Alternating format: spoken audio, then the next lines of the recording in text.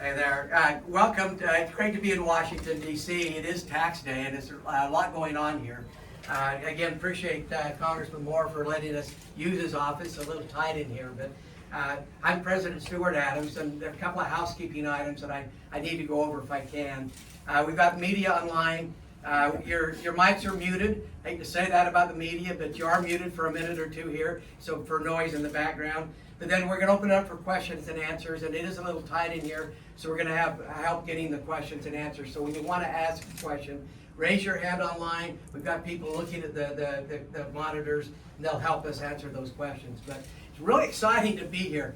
Couldn't be more excited to be in Washington, D.C. on tax day, but really the more exciting thing happening here is 19, I mean, that's pretty hard, that's pretty amazing. 19 years in a row, Utah's been rated number one for economic outlook by Rich States, Poor States, the Alec Laffer Economic Competitive Index.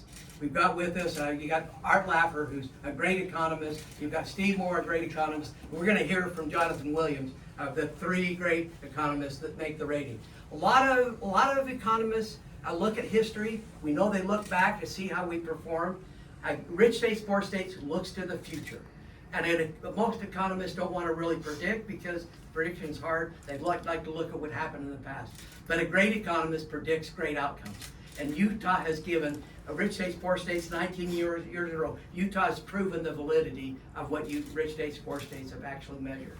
And they measure not only the history, but they measure the policy.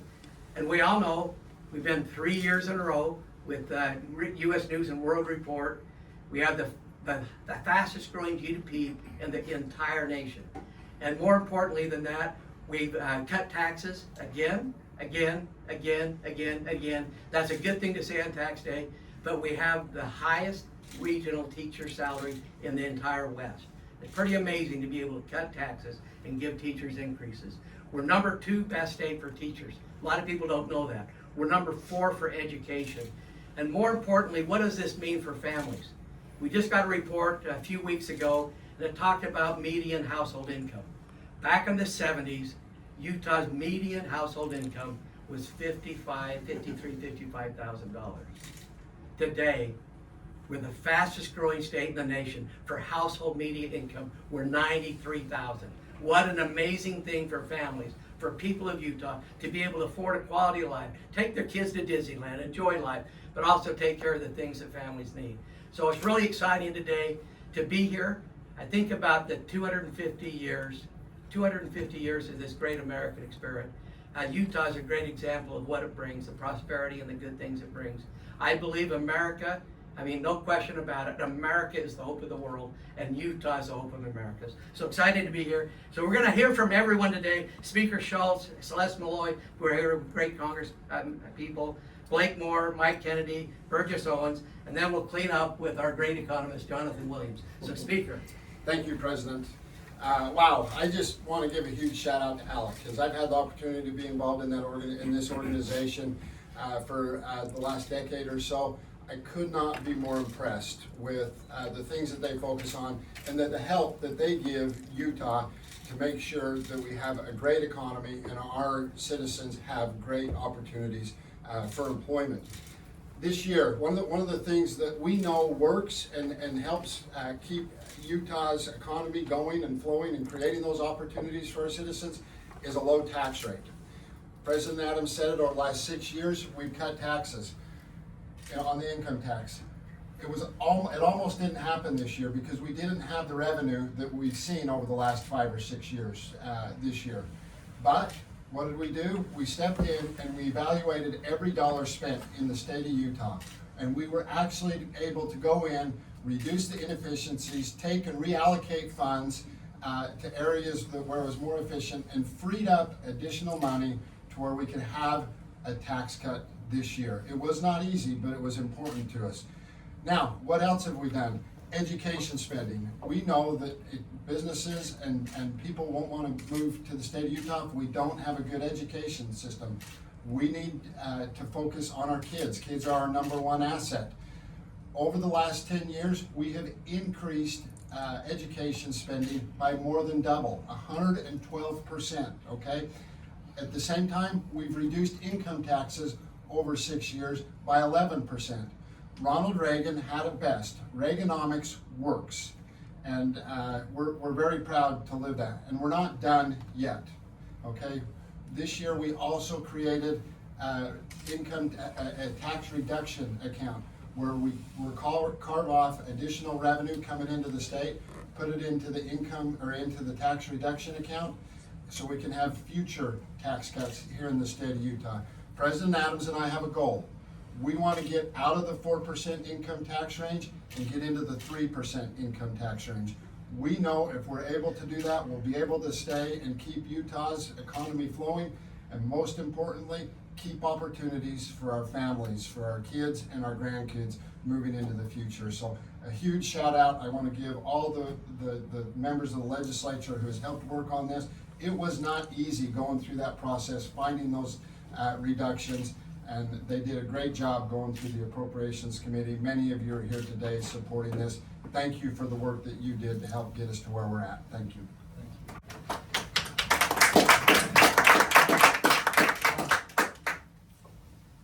I'm excited to be here today because we get to take a victory lap on something the state legislature did. So this is a great example of why federalism matters so much. I'm here in Washington, D.C. representing Utah, but we can see things that the state's doing that are working for Utahns, and then we can copy a lot of those ideas. So we're also going through and finding inefficiencies, reducing spending, making sure we're finding ways to cut taxes so that we can have a national GDP growth and make sure Americans are more prosperous. And one of the things I'm doing to support that is regulatory reform. I'm working with my colleagues to make sure that we are reducing regulations that are redundant, that are onerous, so that places like Utah that have good ideas and are trying to grow can do that without too much federal interference and too much federal overreach. And with that, I will yield to the rest of my colleagues.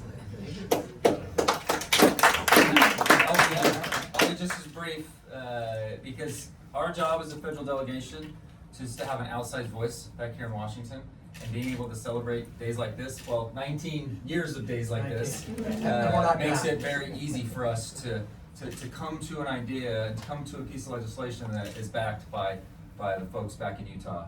It absolutely matters that we work to have that outside voice, and we're thrilled to be able to celebrate this day. Tax day is usually one of those, tax day is kind of a begrudging day. I've never been more excited for a tax day. Returns are up 11% in our nation.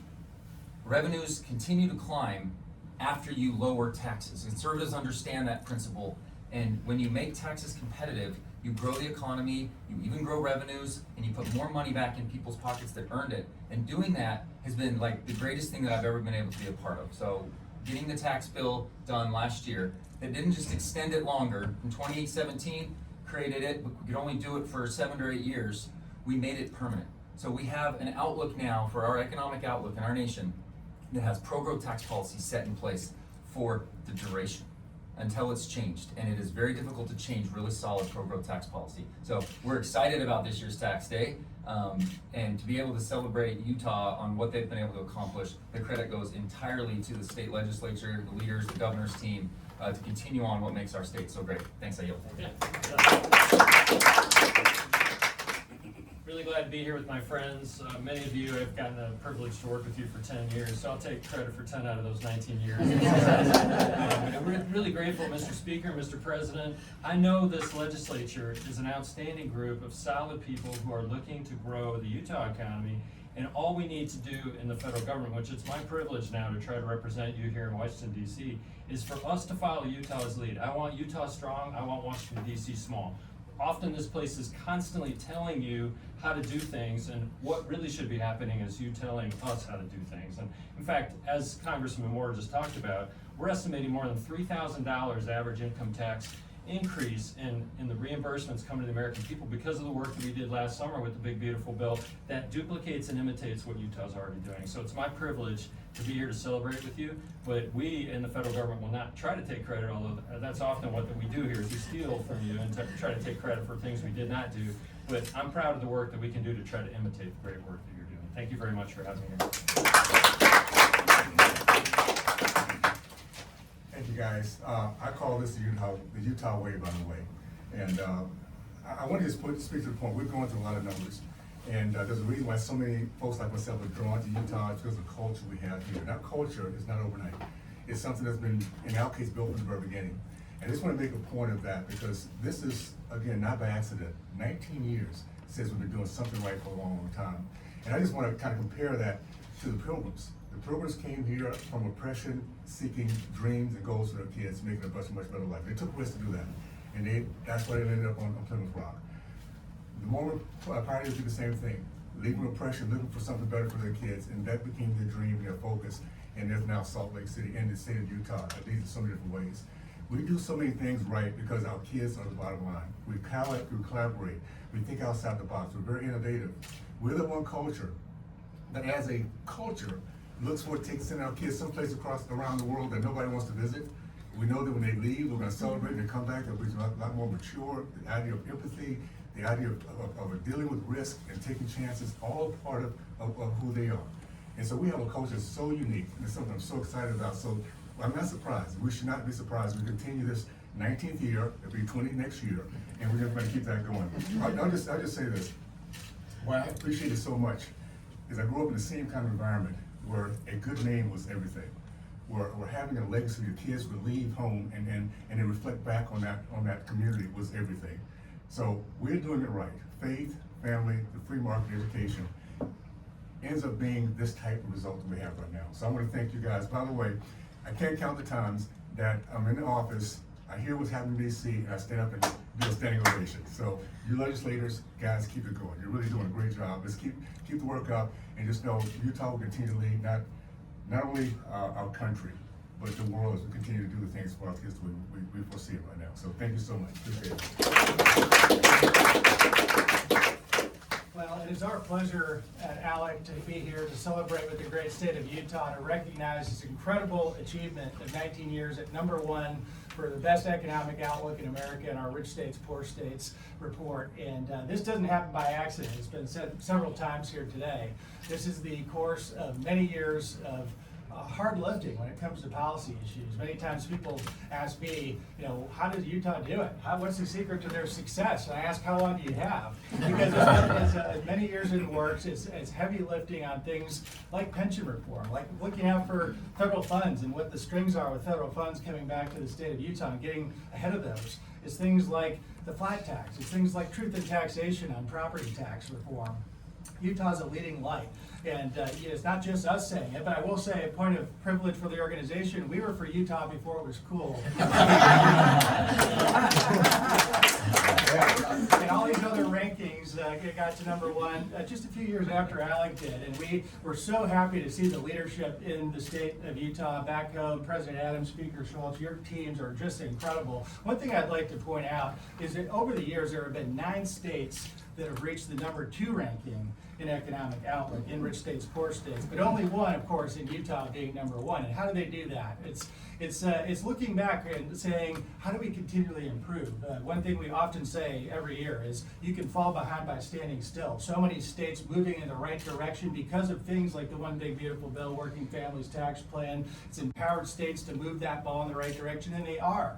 And Utah, what they do to stay ahead is they analyze the competition and they say, Idaho's #3, Arizona's #5, Tennessee's moved up to #2, North Carolina's at #4. Those are all competitors, but you sharpen the pencils every year, you realize that spending equals taxation, you reprioritize spending, and you keep that hardworking families and taxpayers getting back more of their hard-earned money. You add that to things like education, has been talked about with education freedom, and so many of the great policies that you've led on. We couldn't be more proud here today to recognize this as a model for the rest of the nation. America would be much better off if we took these lessons from Utah, from the policies that you have implemented, and take them to the other 49 states. Thanks very much. Yeah, thank you.